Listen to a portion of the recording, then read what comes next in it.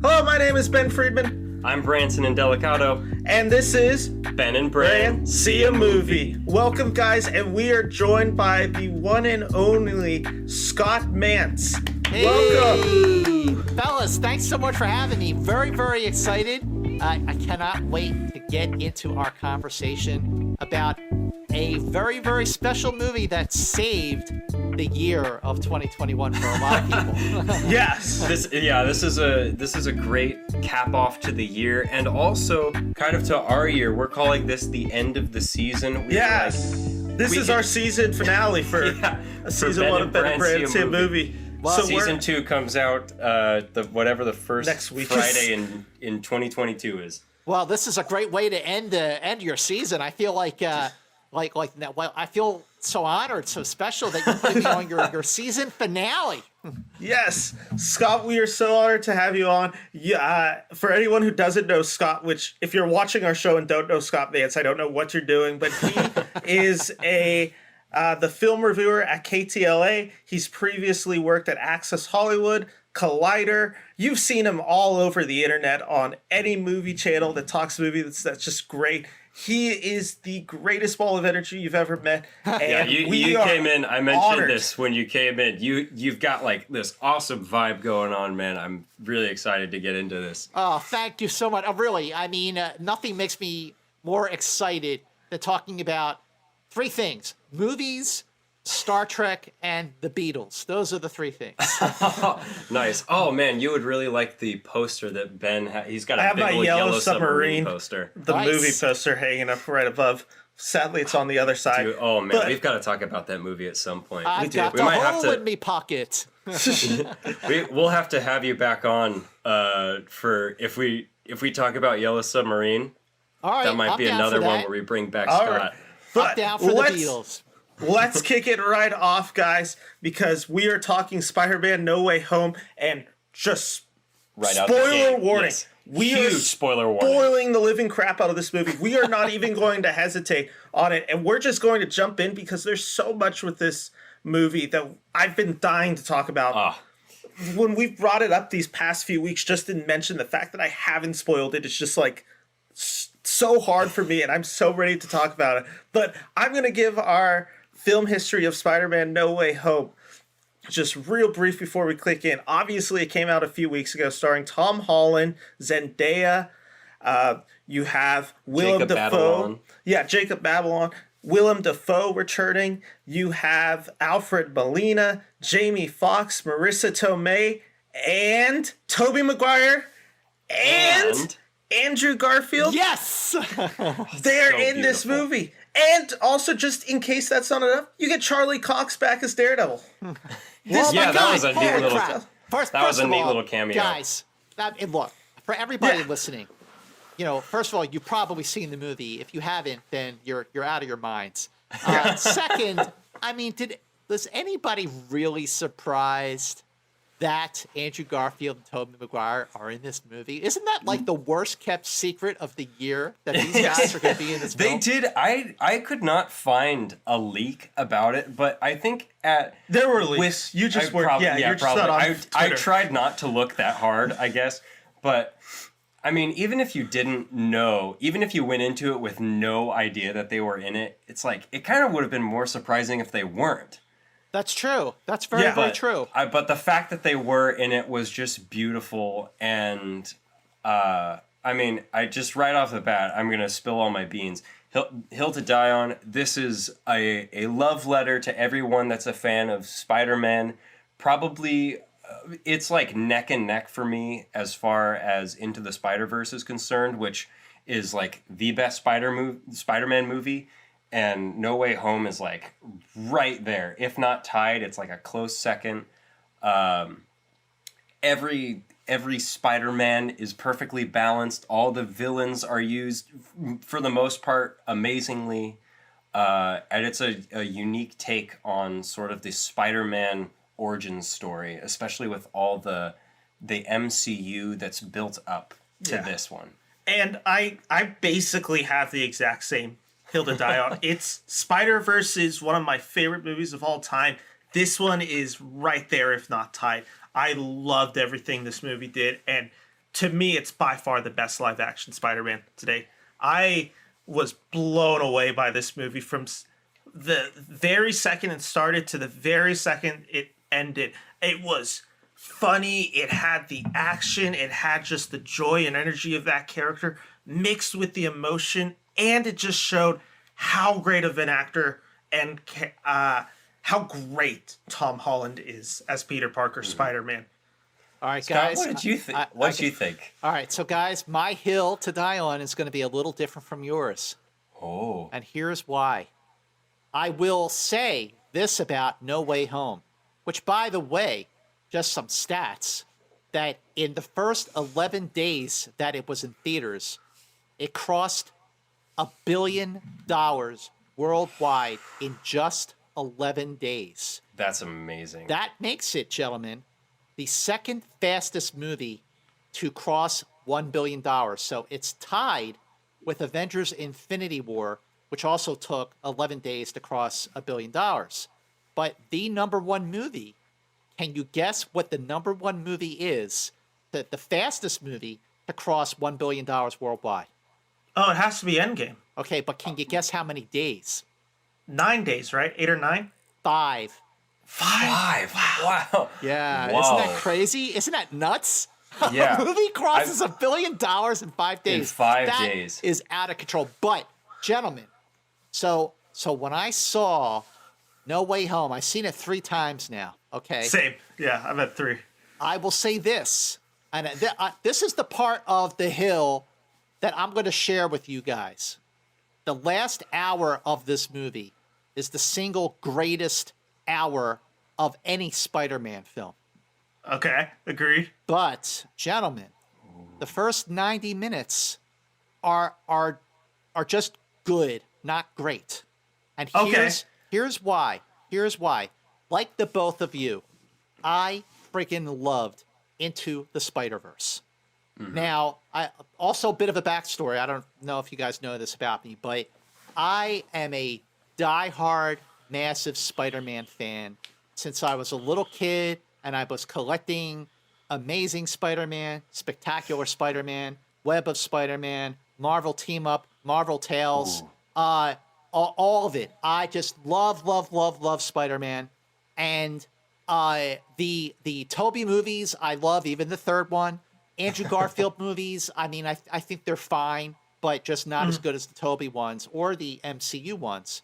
Andrew Garfield's quite good, but it's some of the stuff around him. Exactly. That's exactly it. I like Andrew Garfield as Peter Parker and Spider-Man, but the movies he was in were not that great. Yeah. But Into the Spider-Verse was so ingenious. Into the Spider-Verse was a brilliant film. It's a masterpiece movie, fully deserving of winning that Academy Award for Best Animated Feature. It sure as heck 1,000%. Right? Don't you think, like, how cool is that a Spider-Man movie won an Academy Award? That's awesome. Yeah. It almost makes up for Lego Movie getting totally snubbed. Oh my God, you're so right. That movie absolutely should have won that year. Was it 2014 that came out? 2014, Yeah. that year. And it wasn't even nominated.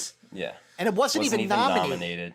But guys, so because Into the Spider-Verse was so absolutely breathtaking, I mean, the animation was beautiful. It was unlike any animated film I've ever seen. Brilliantly stylized. Right, so stylized, like comic book, like pop art. It felt like a traditional animation, but it was definitely far and away much bigger and better than that.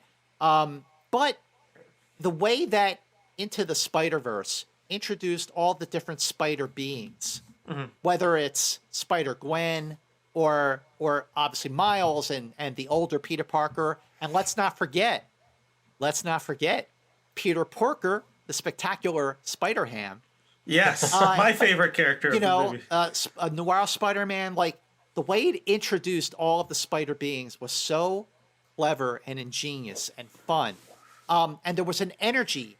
Into the Spider-Verse, as you know, I'm a big on energy, and I thought the energy of Into the Spider-Verse was fantastic. So when No Way Home was introduced, was bringing back Doc Ock, and then it brings back Green Goblin, and The whole multiverse. Yeah, but the way that it brought these villains back, I just didn't feel that was as ingenious or as clever or as imaginative as the way that Into the Spider-Verse introduced all these people. Yeah. That's a totally fair criticism. Now, having said that, when we get to the moment when Ned opens the portal and you see Spider-Man and he comes through and takes off the mask and it's Andrew Garfield, from that moment on, No Way Home was absolute perfection. And I will say that Andrew Garfield's Peter Parker, his performance as Peter Parker in No Way Home was far and away better than anything he did in his two amazing Spider-Man movies. He had a lot more to work with. Another thing that was just like really quickly super heartwarming. Yeah. I didn't know what kind. I was like, I'm pretty sure Andrew Garfield and Tobey Maguire are going to be in this. I was like, I wonder how the crowd's going to react when Andrew Garfield comes on. Everyone freaked out. Yep.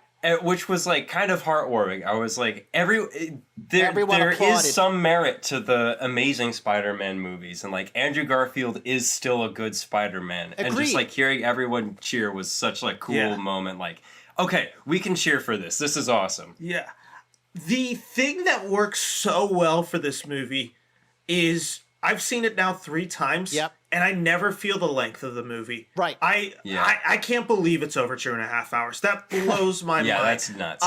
By the time we get to the scene where Peter Parker takes all of the villains to Happy Hogan's apartment, I'm like, how are we an hour and a half into this film? How is that even possible? It flies by for me. And I totally understand what you're saying, Scott, about the first hour of that film really being a good movie. It's you can't discredit it really saying like it's a bad Spider-Man movie. No, it's not Spider-Man. It's not bad. Yeah. I'm not saying it's that not, at all. Yeah, no, I know you're not saying that. It's just hard to compare it to like what you were saying, just the energy and the kinetic force that Spider-Verse did it at. And it's like hard thing to follow up, especially without the benefit of cartoon, just like the inherent energy that animation has. Fellas, like there are just certain things you can't do. I mean, look, guys. If let's say Into the Spider-Verse never came out, and this movie No Way Home was actually our introduction to the multiverse, I would have had a different feeling about it. But like you said, Bran, I mean, you're following Into the Spider-Verse, and you don't have the luxury of having that energy, that pop art, that thing. Stuff you could do with an animated feature that you can't do with a live action feature, but I will. So when Ned opens the portal again, and guys, okay, when Toby walked through, I swear to God, I cried. I cried because I think Toby is my Peter Parker. Toby is my Spider-Man. I mean, I love them all. I love Tom and I love Andrew, but Toby was first. And the other hill I'm going to die on here. Never forget your first love. You know, my hill that I'm dying on here, fellas, is I still think that Spider-Man 2 from 2004 with Toby and Doc Ock is still the greatest Spider-Man movie of them all, even above Spider-Verse, and here's why.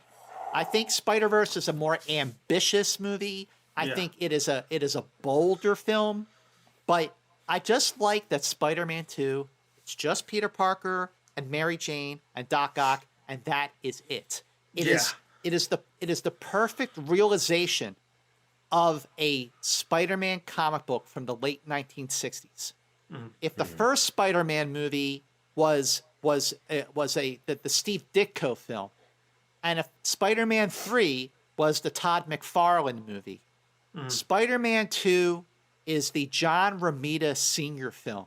Agreed. I mean, there's a frame when Peter Parker throws out his Spider-Man costume that was lifted exactly from a panel from Amazing Spider-Man number 50.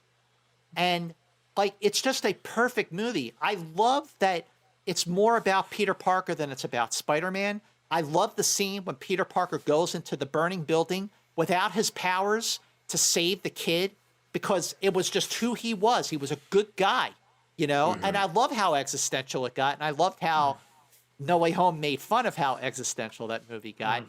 But seeing Toby, first of all, he looks great. I mean, he hasn't played... He really does. He has not aged at all. He looks great. And he's been cryogenically frozen, just waiting for a reintroduction as Spider-Man. But you know, he looked a little older, but he still looked great. And Yes. you could tell that he was wiser, but he was still Peter Parker. And here's what I really liked, among other things, about No Way Home.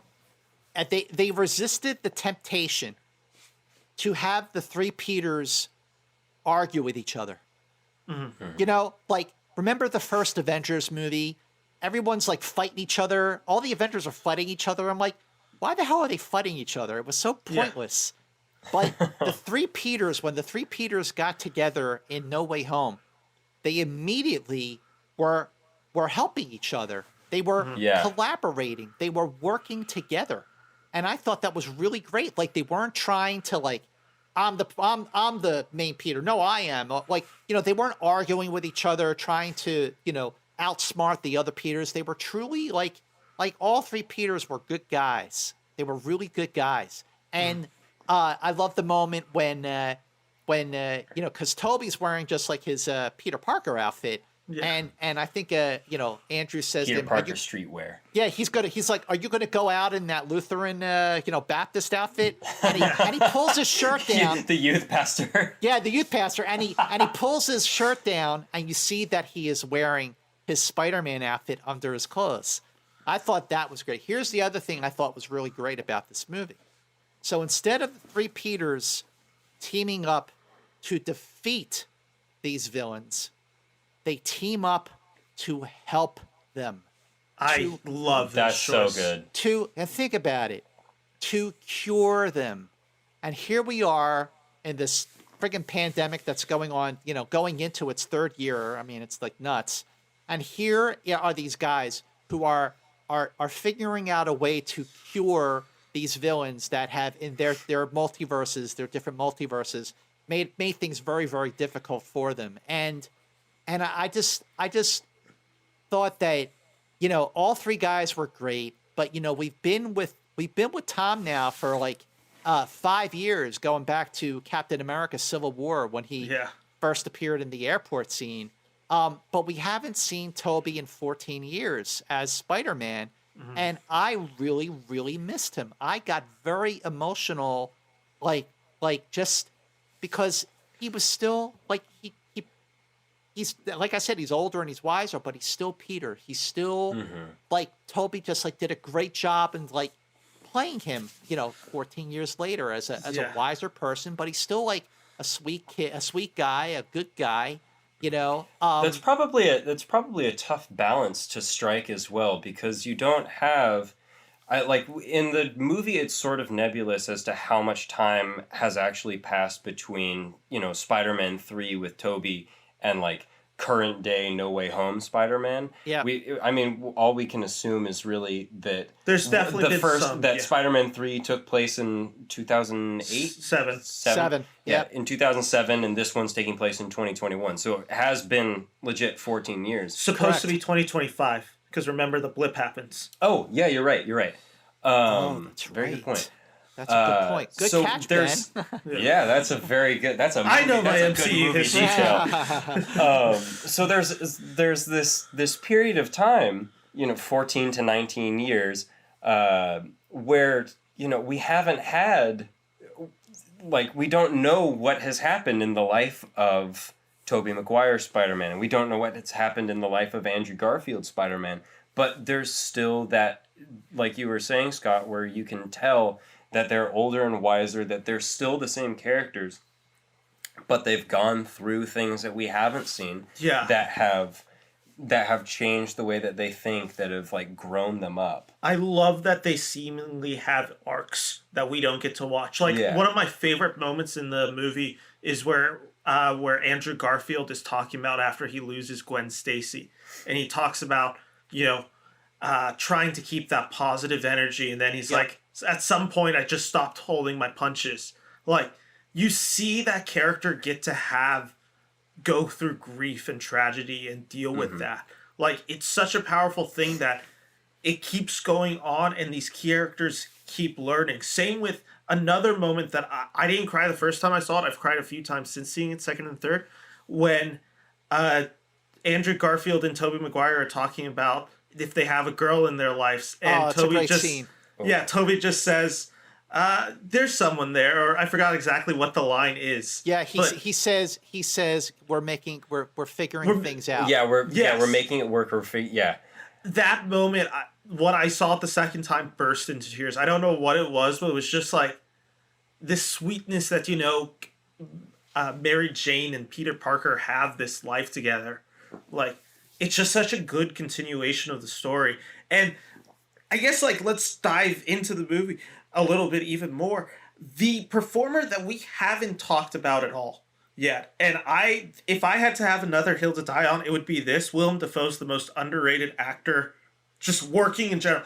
How this guy isn't the biggest actor in the world, the way we consider Daniel Day-Lewis, Nicholson, all that, I don't know how Willem Dafoe's not on there. This guy crushes it in this movie. He's so good. He's so good. He's got such a frightening dichotomy between the Green Goblin and just being Norman Osborn. and just being Norman. You totally believe, that he is actually two different guys. Yeah. And it's frightening just the way the way his facial structure just moves, when he shifts characters, it actually feels like two different actors. It's totally the Dr. Jekyll, Mr. Hyde transformation where you can totally see it. And it also makes his character that much more interesting, especially in this one, because you're wondering okay, right now he's Norman Osborn, he's being cool. When is that going to change? Right. And I always love that in movies, where you don't know.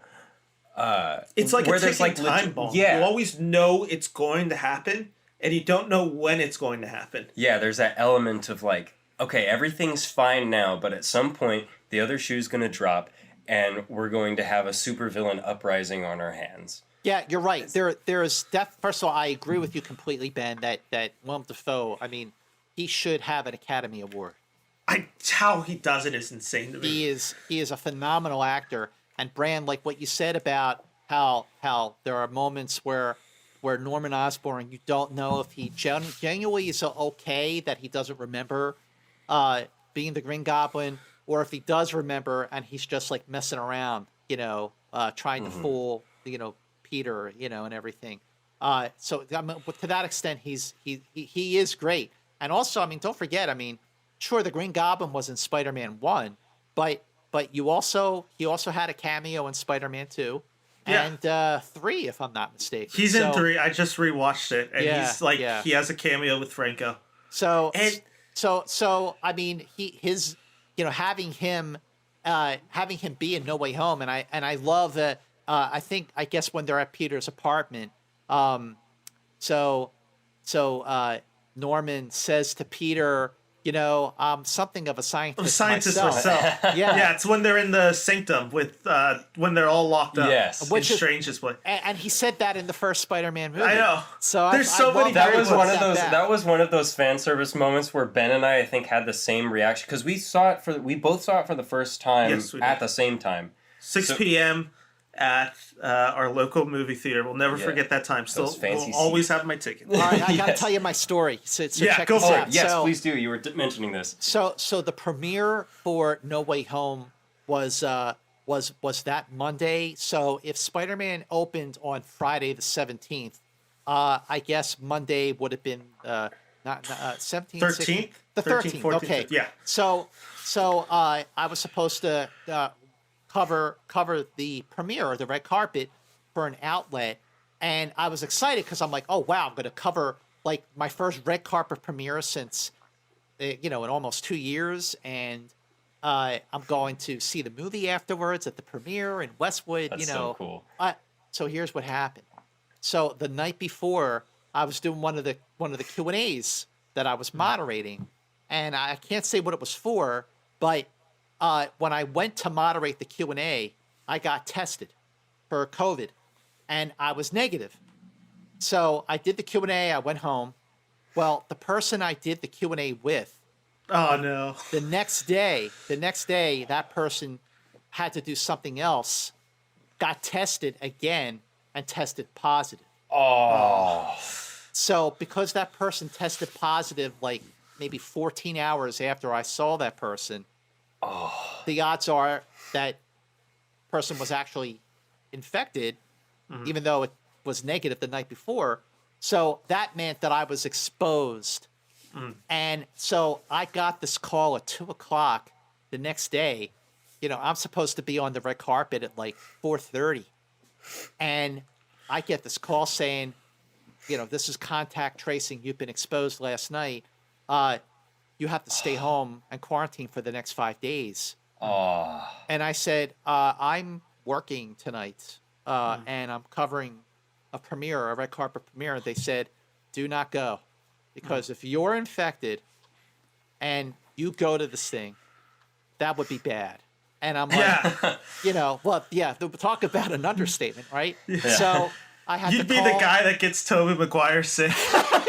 Right. So I had to call the outlet I was supposed to cover for, and I said, "Hey, listen, I'm not positive. I'm negative, but I was exposed to someone who's positive, and as a precaution, I can't work tonight." So I missed the premiere, but I mean, you know, it opened Friday, and by Friday morning, you know, all week long, I had someone come by my place to test me, and I tested negative all week long.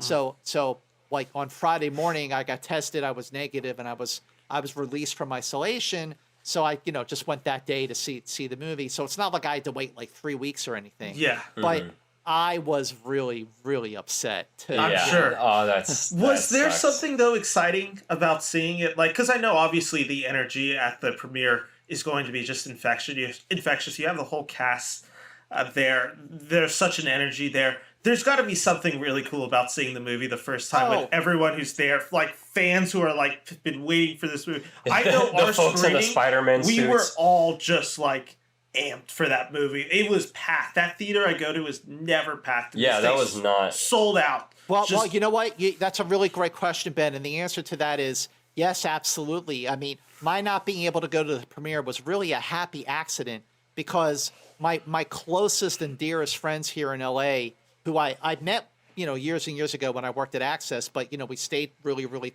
really tight over these years. Dan Gomez and Gene Manzan they're my two friends. And, you know, we saw all the Spider-Man movies together. We saw all the Star Wars movies together. You know, we've seen so many like genre films over the last like 20 years that I've known them. And so I, you know, didn't go to the premiere, but I went to we went that Friday. I went with these two guys, and to be able to see it with my two closest friends, and with a theater full of people wearing Spider-Man T-shirts and all that stuff, I thought, you know what, this is better than the premiere because I'm with my buddies, you know, and we're watching this incredible film, and like when it's got like that nostalgia level. It's like just seeing a movie with the dudes. Yeah, it was great. I mean, really, it turned out to be such a you know, more rewarding experience because it was so personal and nostalgic because they were my friends. But you know, before I forget, there's one scene that I wish I could rewrite. Ooh. Okay, go for it. All right. Hot takes. Let's go. Here's the rewritten Scott takes Spider-Man No Way Home, written by Scott Mantz. Okay? Everything else is the same, except this one moment. So when Green Goblin stabs Tobey Maguire, right, in the back, and he's, you know, and then Andrew Garfield helps him up. And just as Tom Holland is saying his goodbye and swings off, and Andrew Garfield has his arm around Tobey, and Andrew says to Tobey, "You're in a lot of pain, aren't you?" And Tobey goes, "Oh yeah, it's killing me. It really hurts." This is what I would rewrite, okay? So the three of them are standing together, Andrew has his arm around Toby. Tom Holland says basically goodbye, you know, because he knows that everybody's going to forget him and everything. So he swings off. Toby looks at Tom Holland as he's swinging off, and he says, "Go get him, Tiger." I like that. I like that a lot. It's really good. That would have been a great like passing the torch sort of moment. That's so good. Bran, I'm telling you, like I was waiting for Toby to say, "Go get him, Tiger," to tie it into the end of Spider-Man 2 when Mary Jane tells him, "Go get him, Tiger." Yeah. And by the way, the ending of Spider-Man 2 was just absolutely great. You know, because when Spider-Man swings off, you know, Mary Jane looks worried, which was I mean, that movie's just so brilliant. It's brilliant. I need to rewatch those. I was gonna rewatch one with my brother over Christmas, but he had like just watched all three of them, so I was like, I won't ask you to watch them again, but Spider-Man 2. I need to watch them all again. Bran, I'm telling you, Spider-Man 2. I rewatched those three movies again. I remember it being really good. I love Doc Ock. Alfred Molina's so cool, who we haven't talked about yet. It holds up. It holds up. I mean, I'll tell you, the scene on the train. Oh, it's one of my favorite comic book scenes. It's fantastic. Can I? Yeah. I was going to drop the F-bomb, but I don't know. Go for it. Feel free.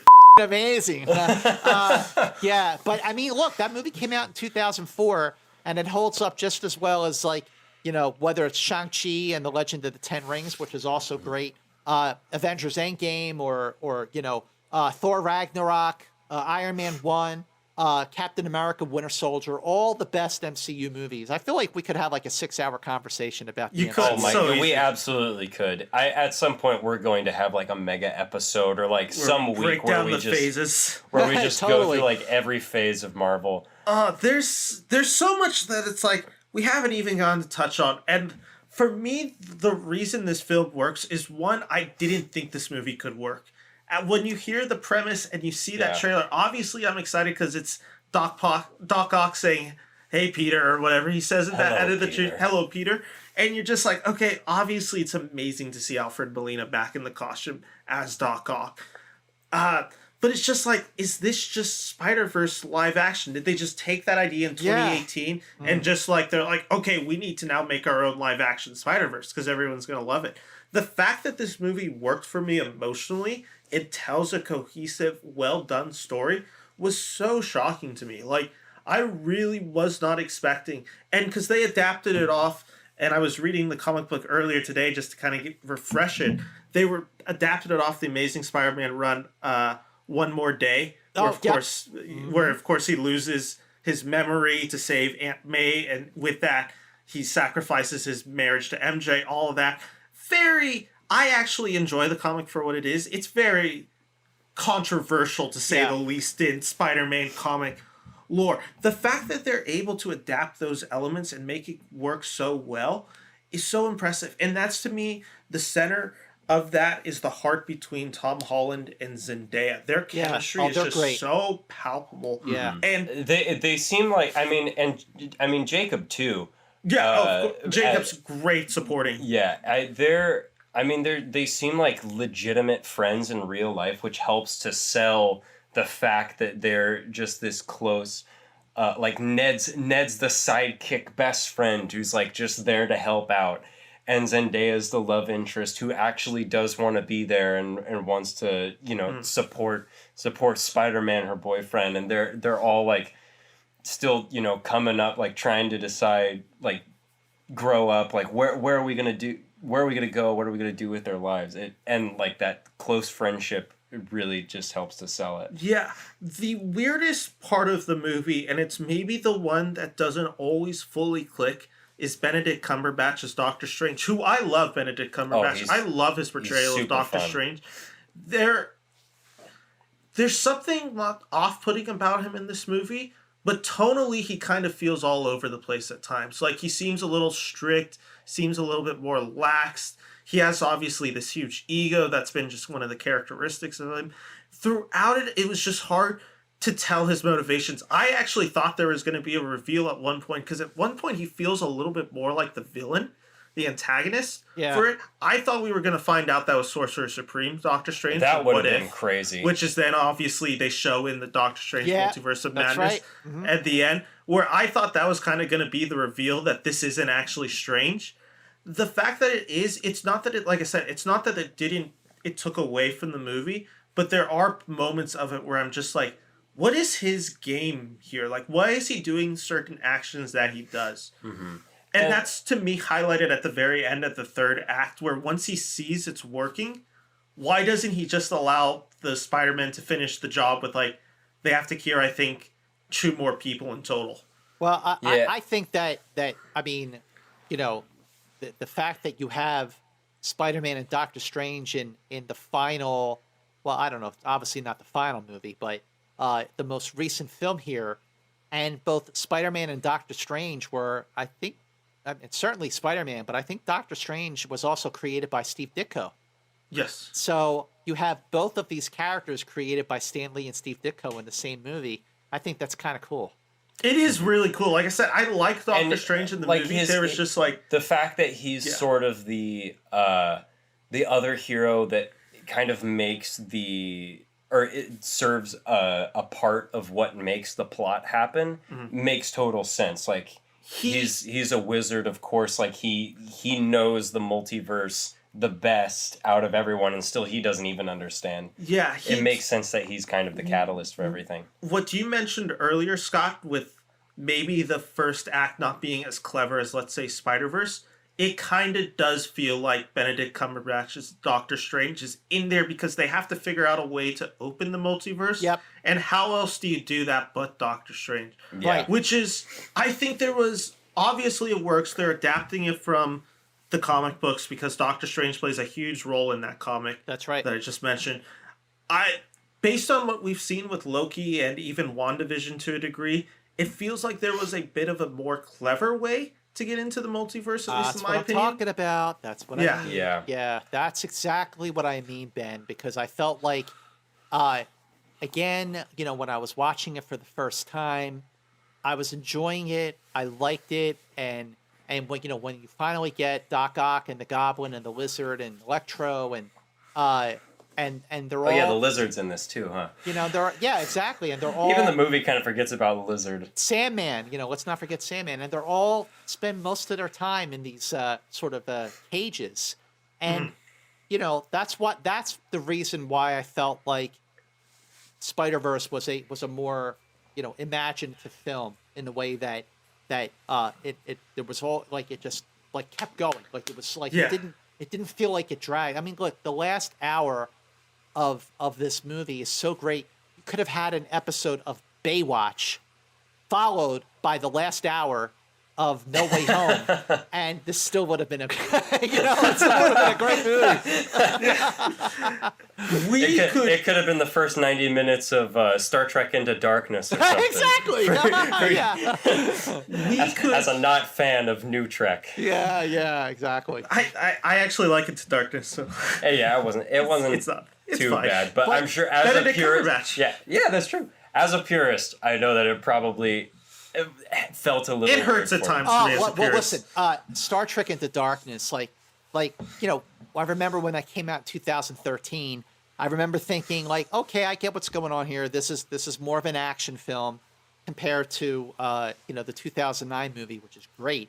Love that movie. But I still movie's liked fun. it. I liked the chemistry, but I liked those actors. But the last 30 minutes of Into Darkness, when they pulled that bizarro twist on Wrath of Khan, that's when I went, what the hell are you doing? It's where the movie falls apart for me. Yeah. And then there was a third one that came out. Beyond. Yeah, Beyond. I saw Beyond all is 3 in good. theaters. Beyond is I like very, Beyond. very good. Beyond is good. Oh, okay. Yeah, I check it out if you haven't seen it. Of those 3 Kelvin timeline Star Trek movies, Star Trek Beyond, which came out in 2016, is the Star Trek movie that feels like a Star Trek movie, not a Star Agreed. Wars movie. It's very good. It's underrated. It's overlooked. It didn't make as much as the first 2 did. And it's really a shame because it's the movie that feels like a Star Trek movie. But we digress. Yes. You're keeping theme. We put in little mini reviews here and there on the show as well. Yeah. So you're fitting right in. But guys, so Ned Leeds, okay, in No Way Home. So I love when they're in the lab and the three Peters are working together. Oh, and beautiful scene. Right, and Ned says to Toby's Peter, "Did you have a best friend?" Oh, this is one of the funniest laughs of the And movie. he goes, "Yeah, he tried to kill me. He's dead." And he's like horrified, right?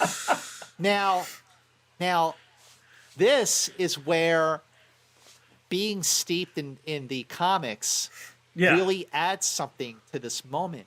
Because, as I'm sure you guys know, in the comics, in Amazing Spider-Man number 238, which came out in 1982, Ned Leeds became the Hobgoblin.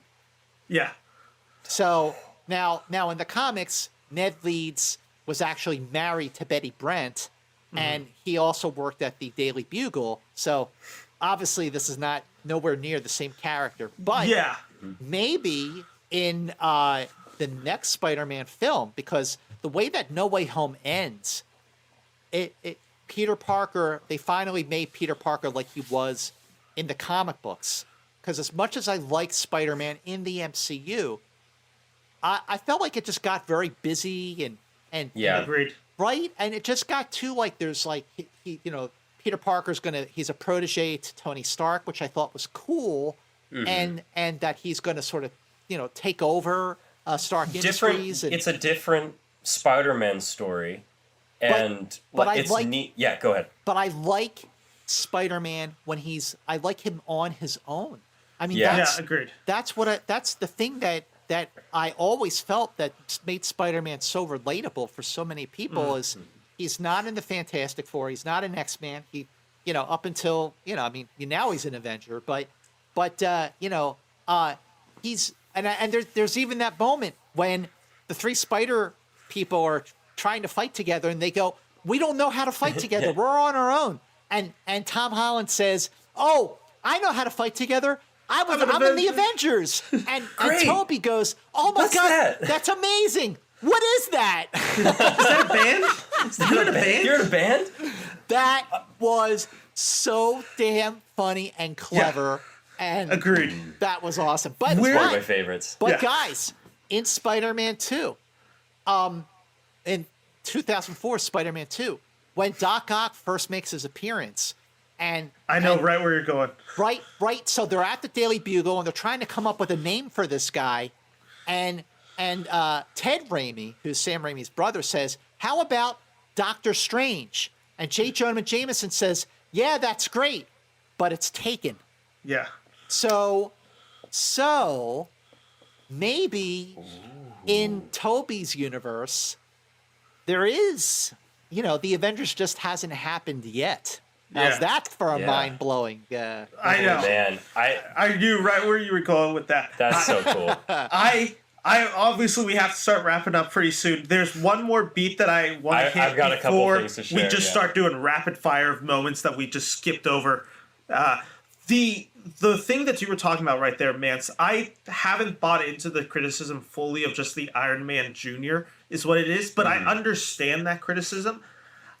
Why this movie works so well for me is it actually made the two other films better, because there's the point where when Aunt May dies, I understood what this movie was, where I'm like, all of this right here is Spider-Man's actual origin story. Because right when she's passing, you're hitting that moment where you just know it's going to come, and it's going to be, with great power comes great responsibility. When that moment hits, it's just like, that's the origin for Spider-Man. That's where you realize he has to make those sacrifices, where he has to be the hero. And by the end of that feels like that moment in all those Spider-Mans when he's swinging through New York, where it's just him and he is Spider-Man. That feels like the most pure iteration of Spider-Man I've seen, and it's allowed because we got to have all these films with him, and he has to make that sacrifice. It's ultimately, he doesn't make that sacrifice he makes with Doctor Strange unless May gives him that, where she's like, "You are here for the good."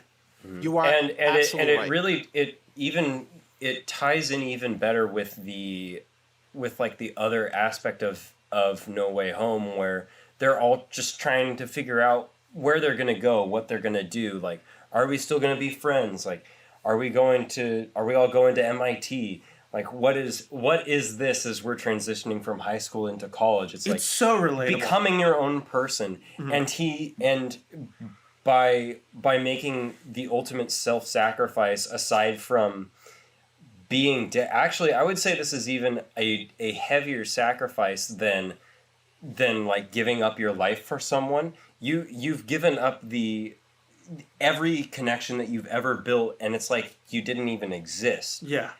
Which is like even heavier, but he did it so that they would know. They don't live on remembering the sacrifice that Spider-Man made. No one knows the sacrifice that Spider-Man made for them. Yeah. Scott, did you ever get to play the Spider-Man PS4 video game? No, I have not.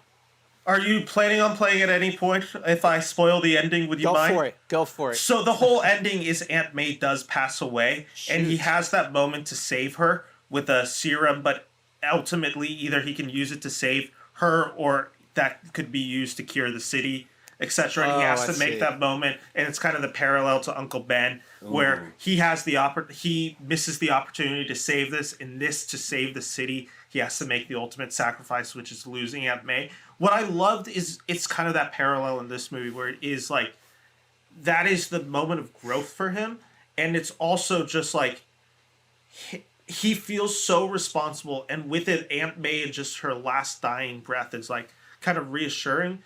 And it's also another great parallel to Avengers Endgame. Even though she was killed basically by Peter wanting to save everyone, she still says, "You're doing the right thing." Yeah, because like, she's the one who taught him that lesson. Yeah. It just works so well for me. And it's also a parallel to Avengers Endgame, where now you get to see the switch where it's no longer Gwyneth Paltrow talking to Robert Downey Jr. Peter Parker has that moment in this film where he has to say goodbye, and he has to take care of her as she's passing, like kind of reassuring her. We're gonna this movie's so. Yeah, I need to watch this movie again. I agree. There's no way we could talk about everything, so I'm literally just going to start rapid firing stuff. You guys can throw it in. I know we can't go much longer, but I just want to throw some out. One of my favorite moments, obviously, is when Andrew Garfield catches MJ. That's what I was going to say. Go for it. That was you guys both shared the moments that made you cry. Yours was... That moment made me cry at repeated viewing. Yours was the Tobey Maguire saying, like, yeah, we're making it work. And then, Scott, yours was... Toby coming out of the portal. Yes, yeah, Toby coming out of the portal. Mine was Andrew Garfield catching MJ. That was such a cool moment, because you're, like, wondering, shoot, what's going to happen? Like, is he going to lose MJ too? Or is Tom Holland going to lose MJ too? And then it just comes down, and it's just, like... This moment of like bittersweet victory for Andrew Garfield Spider-Man, and like you can see it means the world to him. Yeah, that like he got that moment to like take care of. It was vindication. It was redemption after the responsibility that he felt for Gwen Stacy dying. Exactly. I'm not letting that happen again. Exactly. Yeah, there's a great moment. Such a good. One of my favorite. That's the moment that I could like rewatch. Obviously the Daredevil reveal. Oh my god, that was great. oh my gosh, I love it. I love Charlie Cox back in the universe. Seeing him, the catch, the joke. I'm a really great lawyer. Great bit of comedy that's just so fitting into the character. Obviously, Alfred Molina's return in that whole bridge sequence. We didn't get enough to talk about it. I actually think this movie does a wonderful job with Jamie Foxx. Redeeming him as Electro. I thought the whole look of Electro in this is the cool, yellow looks so much cooler. They explain why he looks more similar to like the classic Electro in the comic book sort of look. Like the electricity feels different here, and it's like, of course it does. It's parallel universe. That's freaking cool. And I love that line when Electro, when Jamie Foxx is talking to Andrew Garfield, and he goes, "Man, somewhere out there's got to be a Black Spider-Man." Black Spider-Man. Yep. Okay, that was another moment I was. That's the moment. I wish I could. If there was one moment that I had to rewrite, I wish somehow Miles Morales had made an appearance. It would have been really cool if it was Shameik Moore, the guy that I think that's how you pronounce his name. That's right. That does the voice of Miles. I was wondering if that was coming. I was actually curious if they were going to bring in Spider-Verse. I was really hoping that Miles Morales would show up, which would have been such a cool like bonus. That would have been one where like if Tobey Maguire, I feel like I'm yelling because I'm getting so excited. Like Tobey Maguire and Andrew Garfield, that was like really awesome to see. But you're like, I expected this at least a little bit. That would have been a total surprising reveal. But man, that would have been so cool. Listen. If I'm going to rewrite this movie, I already started with my "Go Get Him, Tiger" moment. I'm going to have Ned Leeds open one more portal. And while Tobey Maguire and Andrew Garfield and Tom Holland are standing there, you know, in comes this guy wearing a black Spider-Man suit, and they you know, he takes off his mask and they think, you know, they're going to see a white guy, and they see a black guy, and it's Miles. That would have been amazing. Let's see what else I have. Obviously, the callback. One of my favorite just little moments is where Alfred Molina gets the chip in his head fixed, and it's just like, my dear boy, all that. The moment that he has later on where he gets to see Tobey Maguire, and he's like, you're all grown up. I don't know why that line hits so hard. Emotionally, it's just like... It's because because in the movie, they actually do start out as sort of like a... it's mentor. Mentor and the intern, or like mentor and the apprentice. And Tobey Maguire doesn't get necessarily the closure because Alfred Molina's character dies at the end of Spider-Man 2. The fact that they have that moment, I love that. The scene where Andrew Garfield gets it too, with both Electro and Lizard. I'm trying to think what else is the big ones I want to hit. The pointing meme is in this movie. It was very subtle. But did you catch the Scott? The pointing meme? The two Spider-Man pointing at each other from the classic cartoon. It's the scene that you talked about earlier with Ned, where he's like, Peter, and they all start like, and then they all just like, no, Peter, and they're all like, they just start pointing at each other. That classic from the old cartoons, from the 67 cartoons. One of my friends pointed it out to me. I'm like, I totally missed that. That's cool. That was one of those. This movie was so chock full. You mentioned the one, or no, Scott, you mentioned it with I'm something of a scientist myself, where he's in the cage. Like every single bit of my back. My back is one of my favorite. All those moments of just fan service. They're fan service. You're obviously going to have that, but every time I rolled my eyes, but I had a big old smile on my face every time. Like I'm something of a scientist myself. I was like, that's just, you can't not put that in. That's just perfect. Well, you know what else I love is the moment when Andrew and Tom notice that Peter's webbing is organic. That was amazing. And they're you guys have to that use just comes out of you? And he goes, yep. I mean, it's so cool. And they're like, does it come out of other places? Yeah. It was that joke's so good. The other big moment that I wanted to talk about is, it's one of the other moments that makes me cry in the film, is where Tom Holland's on the roof. Zendaya comes to comfort him along with Ned, and you see the two Spider-Man descend. Mm-hmm. And it's this moment where Tom Holland's kind of lashing out, like, you don't understand.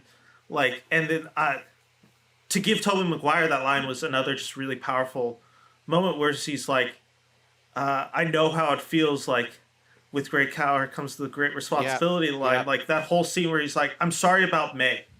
Yeah. That one was such a great, just little moment.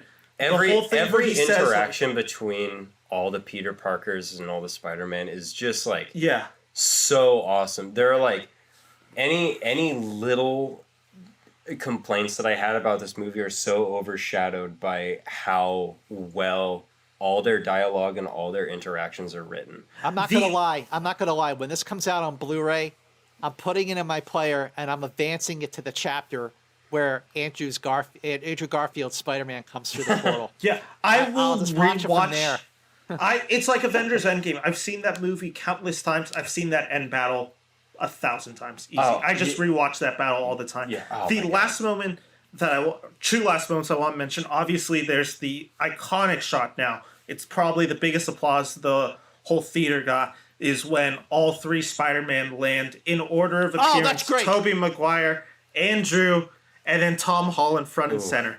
I'm Beautiful. waiting for the moment when somebody takes a high definition screen grab of that, and I'm Agreed. putting that image of those three Spidey people on my wallpaper on my laptop. Agreed, That's 1,000%. for agreed. sure. And then the last moment that works so emotionally are the two last emotional beats of the film. The lesser of the two being, I love Happy Hogan's final talk with Peter when they're at Aunt May's grave. Yeah, Just yeah. the whole thing, like, where he's talking about, like, does his legacy live on? And, like, Tom Holland, like, knowing what he knows, it's like, yeah, it's still there. Yep. That moment, and then finally, I was shocked how well this moment worked for me, just because their relationship was so new and far from home. When he has to say goodbye to Zendaya, That's it's Yeah. heartbreaking. Yeah. That's Yeah. rough. And Just- then you actually see like Her there's just full denying fallout it, like after just it. like her just trying to like think of any solution. Yeah. And then they have the nice little teaser. She's still wearing the necklace that Peter gave her from Far From Home. Yeah, In the next coffee scene. Like I said, that's the reason this movie works for me, is because I bought into that relationship. And Tom Holland has spoken openly about like the fact that like he believes he is giving just as good of a performance in anything in this film that he would give any director in any form of any genre. I totally agree. You can tell he's living for this role, and he cares so sure. deeply about this performance. He straight up loves being Spider-Man. I'm almost getting choked up right now. Just like you can tell that all of them just love being Spider-Man, and Tom Holland as like the newest live action Spider-Man is no different. Yeah. It's just totally like there's agree. so much effort and heart put into it, and I mean, Marvel's been hitting dingers, and this is yet another dinger. This say- is up there as like one of their best. What is it? What are they now? 25 movies into the Marvel Cinematic Universe. 28. 28. 28 Guys, plus the TV shows. Guys, I cannot think of a single bad movie in the MCU. I mean, there are movies that I think are just okay, like Thor: The Dark World. Dark World. I wasn't Yeah. crazy about Captain Marvel. I thought that was just okay. But there's no MCU movie that I think is actually bad. They're It's so impressive. they're good or absolutely flat out great. And Agreed. I gotta say, Martin Scorsese was wrong. he was absolutely wrong. And I gotta tell you, I think He directed Jack. Shang-Chi. No, he did. That's Francis Ford direct it? Coppola. Yeah, that's Oh, did he? Coppola. Wait, no. What's the one that he? There's another one that I was thinking of. I'll think of it in a second. The Shang-Chi, which came out back in September. I still need to see that one. It's I on got told Disney that I need Plus. to watch Falcon and the Winter Soldier or something. Oh my for God, it. that's also great. Of the Marvel Studios streaming shows that are on, I think Falcon and the Winter Soldier is the best one because I mean I liked WandaVision, but it was I thought it was The ending fine. kind of falls apart for me.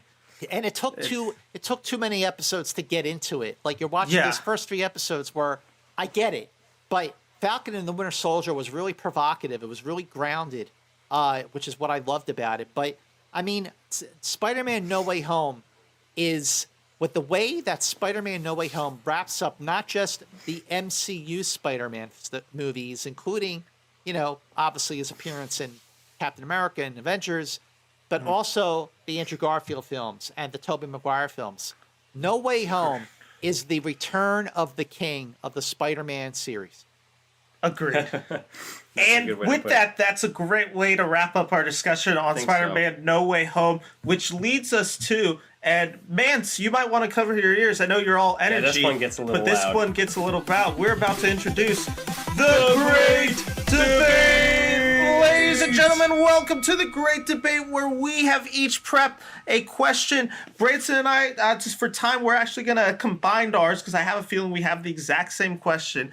And then you have a question prepared, Scott, and we're just going to break in. You do have a question prepared, yes? Yes. We don't want to. Yes. Okay. Okay, you cool. have a question prepared, and we're going to We do do it, wanna and put that's you on going to the be spot. the end of season 1. So, do you... No, I'll let you ask it. Okay, I have a feeling we have the exact same question. If you had to, Scott, I told you there is going to be another verse type movie in the sense that, like, all the returning actors are going to come back for this character. What movie are you doing it with? Or what character are you doing it with? Oh, wow. So what you're saying is, if there was like a multiverse, like what character would you like me to see them do a multiverse? And this doesn't have to be Marvel. This could be anything, This right? could be anything. In fact, I'll even extend it. If you want to go actors and actresses, like you just want to see all the actors and actresses of a character just in a movie together interacting, the floor is yours. So sir. is this with a franchise that has existing multiple actors playing the same However you character, interpret it. Okay. Ooh, that's interesting. Well, I have an answer for you, fellas. Okay. Like I said at the top of this conversation, there's one thing I love talking about as much as the movies or the Beatles. It's Star Trek. Star Trek. I Star saw Trek. it coming. And we have now seen 2 actors play James T. Kirk. Yes. And I personally felt like Chris Pine did a magnificent job.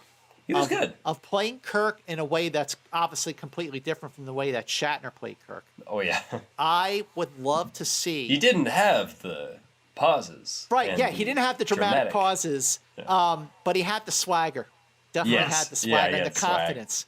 I would love to see, and again, this could be a multiverse with versions of the character who obviously we haven't seen.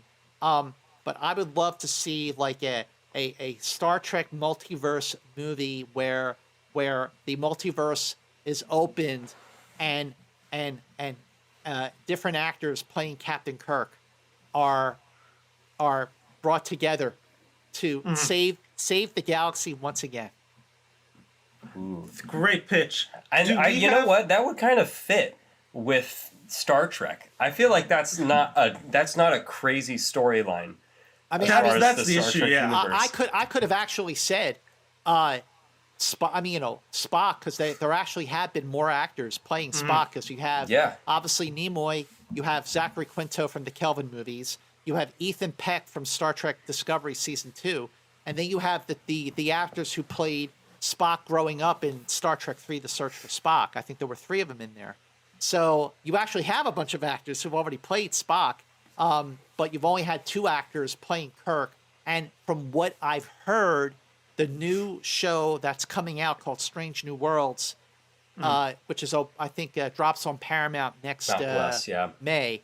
I think they actually have a James Kirk character in that. I hope not, but I feel like okay, don't press your luck. Chris Pine was great, but no one can top Shatner. But here's my question for you guys. Uh-huh. All right.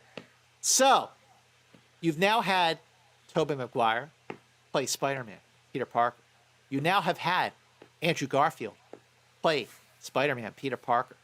You now have had Tom Holland play Spider-Man, Peter Parker.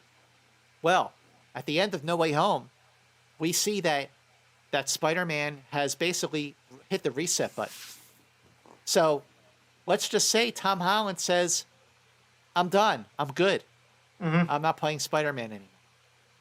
Who would you recast to play Peter Parker as the 4th Spider-Man? Oh my god. Okay, I don't know why this answer came so quickly to me, but I have an answer. I can't think of his name for the life of me. What's the kid's name from Stranger Things who's also in Ghostbusters Afterlife? Finn Wolfhard? Finn Wolfhard. Finn Wolfhard. I like him. I think he's got that kind of nerdy nature to him. He has that heart. He has that humor to him. He has that look a bit. I think he has a lot of the qualities that I look for. Obviously, the hardest part about casting somebody that young is, in theory, you feel like they're actually good. This person who's next going to play Spider-Man is probably like 8 years old right now. So it's just like, true. I'm trying to think like the young actors. He's the one that instantly, like, if you told me he was going to be a version of Spider-Man, he's one of those guys like instantly like, I see why. I see why they went for it. And I think you're right because I think Finn Wolfhard actually does capture the nerdy side. He would make a very convincing Peter Parker in high school, no question about it. Yeah. What about you, Bran? All right. I mean, I mentioned him before. I want to see Shamik Moore play play Miles Morales. Yeah. You want to see the live action Miles with him It'd be returning. cool. Yeah, it'd be cool. I had a conversation with someone who was like talking about how like, why isn't Spider-Man black? And I was like, there is a black Spider-Man. It's Miles Morales. He's been around for years. And it's like, well, why don't they have like a black actor playing him? And I was like, they do have a black actor playing him. And it was like, well, why isn't it live action? Why don't they have a camera and shoot? And I'm like, okay, this is a weird conversation. I want to see that too, but you just don't know what you're talking about. But I want to see that. That was a weird setup. Happen. It is going. Agreed. First of all, think about it. I mean, first look at the success of Into the Spider-Verse. Second, there's that line that Jamie Foxx drops in No Way Home. And don't forget that Childish Gambino plays Uncle Aaron. Yeah, Spider-Man Homecoming. Exactly. They're setting it up. Perfect. So and then either that or there are some. I mean, to see a live action Spider-Gwen would be really cool too. I don't know who could. I'm trying to like think of, maybe I need to get the look of Gwen out of my head from Into the Spider-Verse. But she's played by Haley Steinfeld. Haley Steinfeld, thank you. She's in MCU now, so she's in Hawkeye, right? She's Hawkeye. Yeah, that wouldn't count. Okay. I wouldn't be able to do that. But someone, I can't think of someone right now, but give me a second. If they were going to do a Peter Parker, first of all, look, I think that absolutely positively they need to do a Miles Morales live action Spider-Man movie. Absolutely no question. But let's say they are actually going to recast Peter Parker. Oh, another Peter Parker. I'm going to go with, even though I don't think it would ever happen, Timothée Chalamet. He came up to mind. The only reason I went different was because he's about the same age as Holland. Chalamet has always been one of those names where I'm like, what properties he's going to land in next? Yeah, like, totally. He's been that guy for a while where I'm just like, obviously he's in Dune, but I'm like, when are we going to see him? I'd actually really like to see him as Harry Osborn if they bring him into a Spider-Man 4.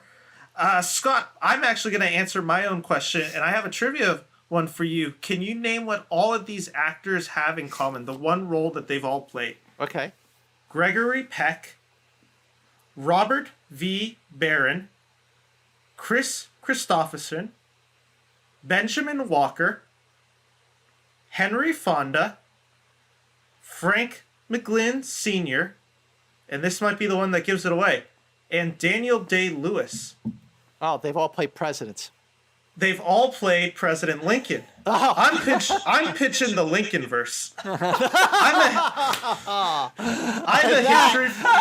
That is hilarious. I am a history major. Lincoln verse. I want to see them all teaming up. I don't know which world they go in. I guess most realistically they have to go into the Abraham Lincoln vampire hunter world. That's the only one where it makes sense. Wait, guys.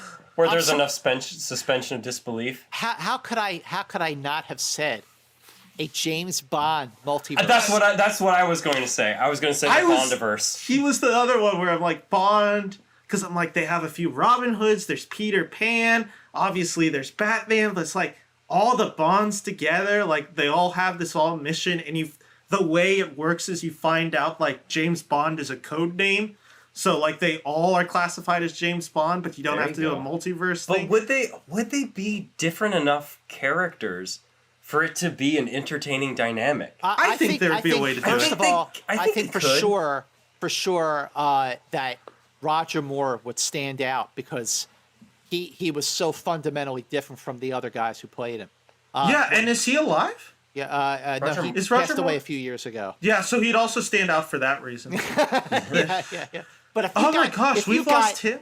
If you got a Sean Connery, like a Goldfinger era Sean Connery acting in a film with Daniel Craig from Casino Royale, that would be badass. I totally agree. And with that is the show. That is season 1 of Ben and Bran See a Movie. Scott Mantz, we are thank you, Scott, for joining us. Thank you for joining us. And I just want to say, for a lot of people, I know like you probably grew up reading Siskel and Ebert, Leonard Maltin, all of them. Of course, I love them as well. I was wondering who would you say your hero is as now a film reviewer? I would say the absolute biggest influences on my career are what we just mentioned. I mean, I definitely grew up watching Siskel and Ebert on At the Movies, and then or sneak previews it was called, and then At the Movies, and then of course, I mean, absolutely Leonard Maltin, watching him on Entertainment Tonight, and getting to meet Leonard in person and work with him over these years. He's a really, really lovely person. He's the sweetest gentleman you'll ever meet. But without question, no question about it, the three of them equally have had a very, very big impact on my own career. No question about it. That's awesome. Like I said, I just want to take the moment. Obviously, you guys grew up with them. I grew up reading them as well. When I'm getting into movies, you're one of the guys that I started reading and listening to, and just everything. I remember you first from Schmo's Nose, Collider, FYC. I still watch every week. Yep, on we're the back channel. with FYC I'm season so 4. excited that it's back. Yep. Like I said, you're one of my heroes, so to have you on the show just means the world to me. Thanks so much. I appreciate that, Ben. You are a very fun guest. Thank you. I hope that you are open to the invite of coming back and joining us for another. I know we're going to talk about more Spider-Man movies. I know. Probably talk about the two Star projects Wars. that you want to talk about are probably either any of the Beatles, and when we eventually do La La Land, I know you're a La La Land. I'm down for that, for sure. It's one of my favorites. I know you love it. So love it. we're gonna. Listen, guys. I thank you so much for having me, and I mean, those are really, really very, very kind words. I appreciate that very, very much. Anytime you'll have me back on, just say the word and I'm there. And yes, like you pointed out, Ben, we're doing season 4 of FYC.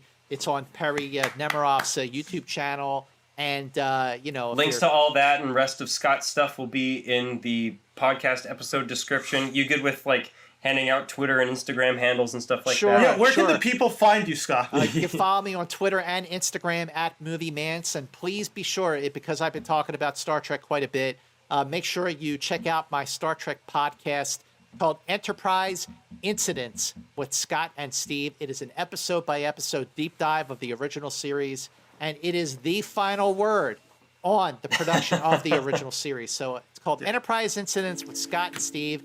It's on Apple Podcasts. It's on Google, Spotify. You can listen to the audio on YouTube.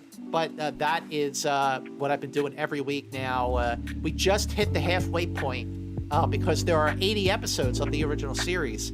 So we just this afternoon we were doing our conversation. You're over the hill. We're at the halfway point. I feel like we just started doing this.